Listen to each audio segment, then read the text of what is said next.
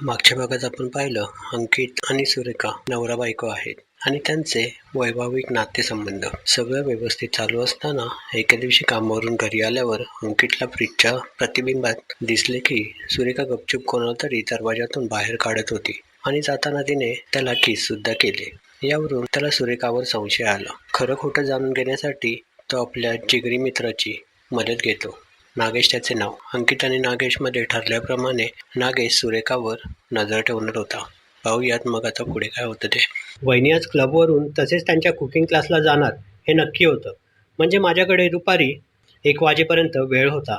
मग मी उठल्याच कामाला लागलो. प्रेझेंटेशनसाठी लागलेली माहिती इंटरनेटवरून गोळा केली आणि त्याची प्रिंट काढल्या. आत्ताशी 10 वाजले. अंघोळ करून घ्यावं म्हणून अंघोळीला गेलो. शॉवर खाली असतानाच मला सारखा सुरेखा वहिनींचा विषय आठवत होता. का माहीत का पण माझा स्टार्ट झाला. मग शॉवर घेता घेताच मी मूठ मारायला लागलो. सुरेखा वहिनी किती सुंदर आहे.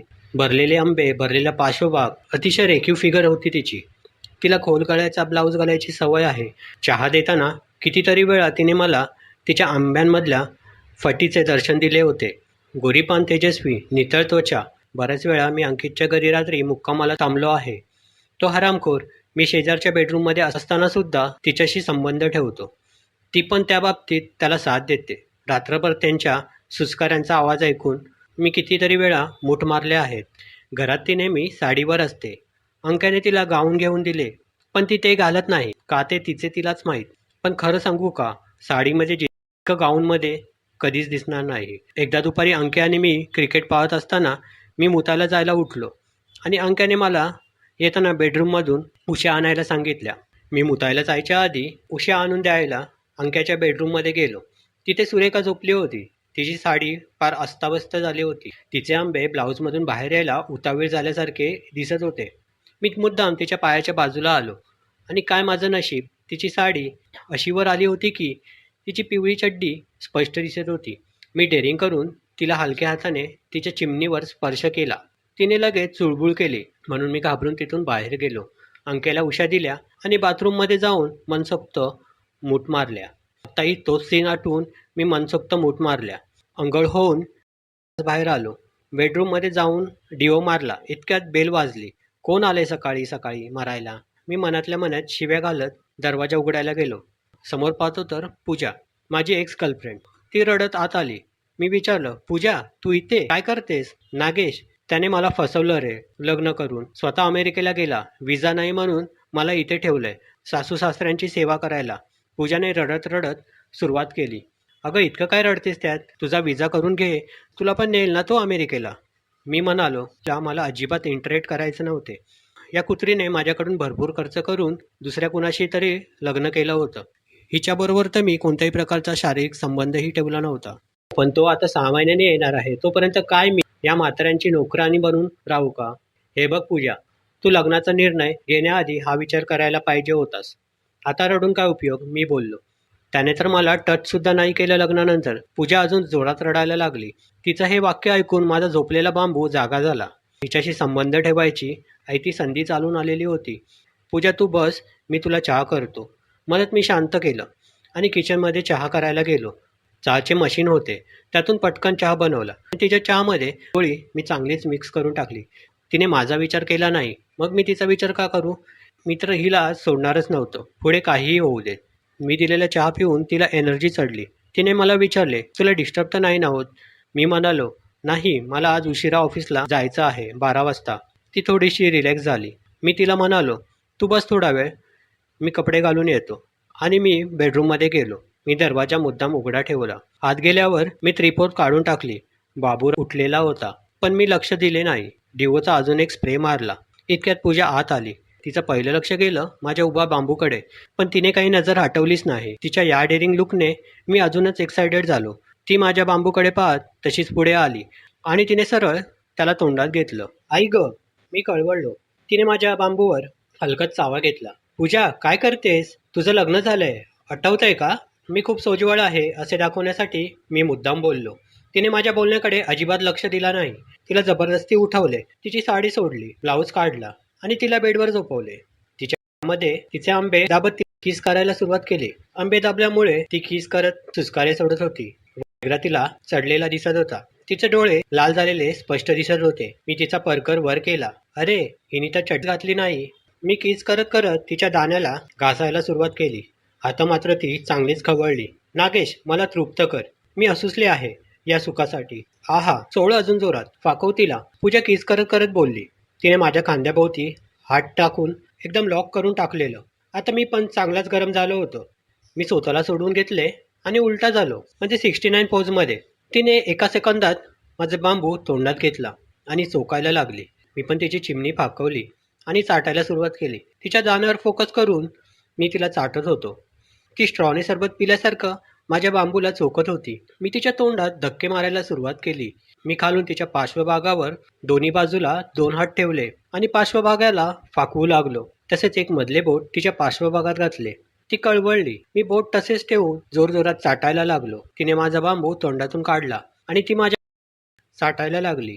चाटता चाटता तिने माझी अख्खी तोंडात घेतली आणि जोरजोरात चोखायला लागली. माझ्या बोटांमध्ये भयानक कळ आली, पण खूप बरं वाटत होतं. बराच वेळ या पोझिशनमध्ये चोखून झाल्यावर आम्ही दोघेही चढलो. तिने चक्क माझा मिल्कशेक पिऊन घेतला. चढल्यावर सुद्धा मी तिला चाटत होतो. तिने मला बाजूला ढकललं. आता मी बेडवर झोपलो आणि तिने सगळे कपडे काढले.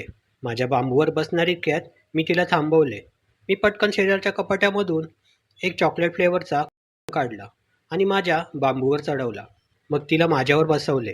ती अतिशय हळूहळू माझ्या बांबूवर बसू लागली. आई ग करत तिने माझा थोडासा बांबू तिच्या चिमणीत घातला.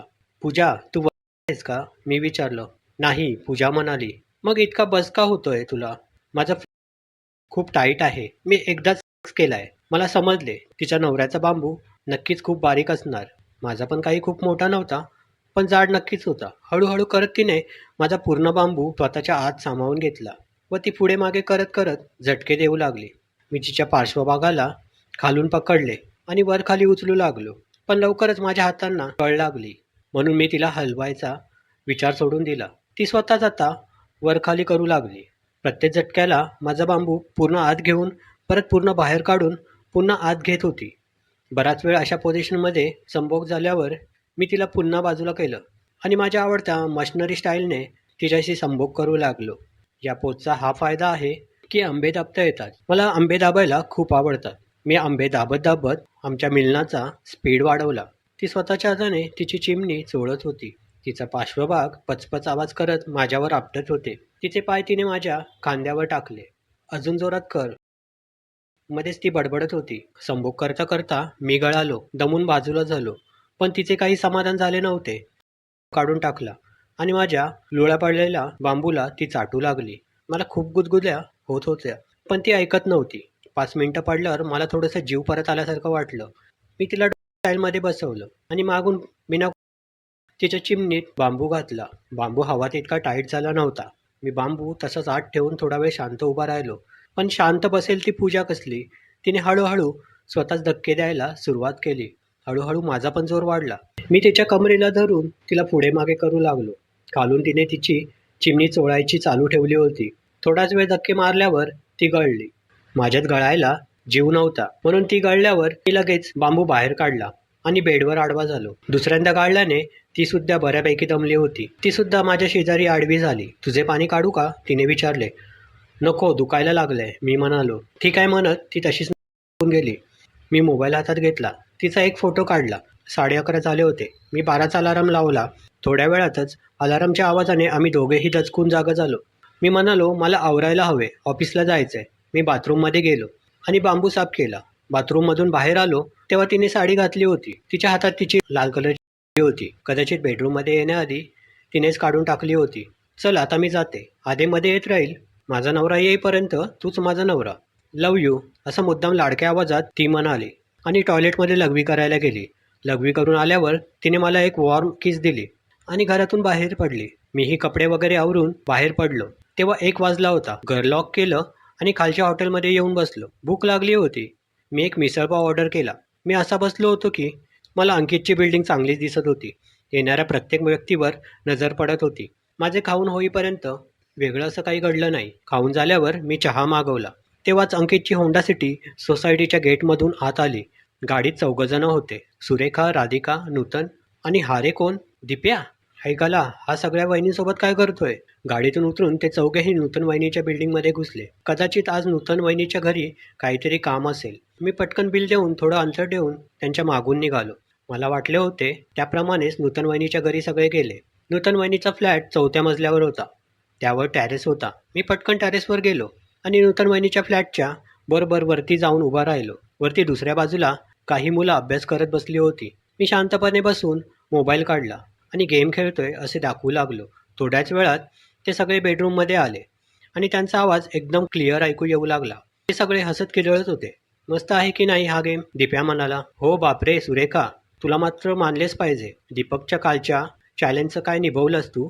मी तर बाई भीतीनेच मरून गेले असते. नूतन म्हणाली. अगं, अंकितचा स्वभाव खूप चांगला आहे. जरी त्याला कळाले असते तरी त्याची समजूत मला सहज काढता आली असती, म्हणून मी बिंदास डेअरिंग केली. सुरेखा म्हणाली.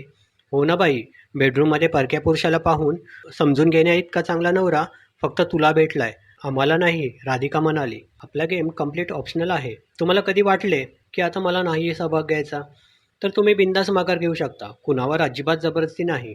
रोजच्या कंटाळवाण्या आयुष्यात मजा घेण्याचा हा ऑप्शन तुम्हाला आवडलाय का? दीप्या म्हणाला. हो, आम्हाला जाम आवडलाय. सुरेखा, नूतन, राधिका एकत्र म्हणाल्या. कालच्या चॅलेंजप्रमाणे सुरेखा वहिनीने नवरा घरी येईपर्यंत एका परपुरुषाला म्हणजेच मला बेडरूममध्ये बसून जाताना गालावर किस करायचं चॅलेंज अतिशय सुंदर रीतीने पूर्ण केलं आणि ठरल्याप्रमाणे त्यांच्या या संपूर्ण महिन्याच्या क्लबची आणि हॉटेलिंगचा खर्च मी उचलणार आहे. सुरेखा वहिनी, हे घ्या माझे क्रेडिट कार्ड. दीप्या म्हणाला. लकी आहे बाबा सुरेखा. आजचं चॅलेंज काय असेल? चला चिठ्ठी काढू. नूतनला चांगलीच घाई झाली होती.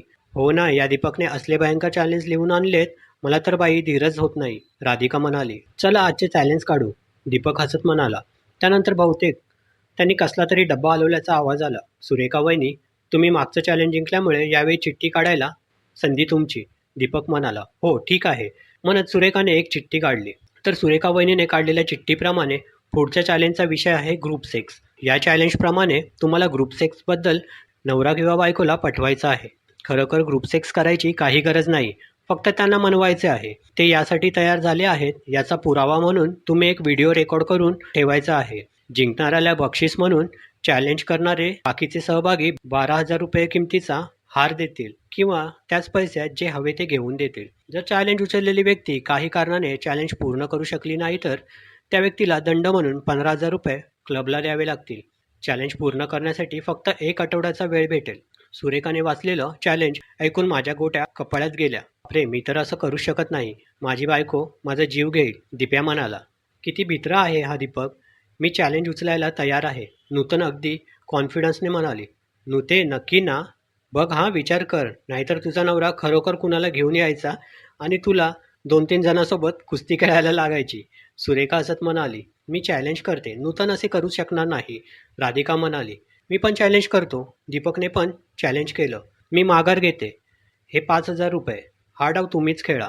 सुरेखाने चॅलेंजमधून माघार घेतली. ठरलं तर. नूतन, तुला 1 आठवड्याचा वेळ आहे. पुढच्या शनिवारी आम्हाला हा व्हिडिओ दाखवायचा आणि तुझं बक्षीस मिळवायचं. दीपक म्हणाला. Okay done. नूतन म्हणाली. चला तर आता निघूयात, मला अजून घर आवरायचं आहे. राधिका म्हणाली. चला तर मग मित्रांनो, या कथेचा भाग इथेच थांबवतो. भेटूया पुढच्या भागात. पुढच्या भागात पाहूयात सुरेखा, नूतन, राधिका, नागेश आणि मी अनिकेत आमच्यात काय घडतंय ते. चला तर मग भेटूया लवकरच पुढील भागात.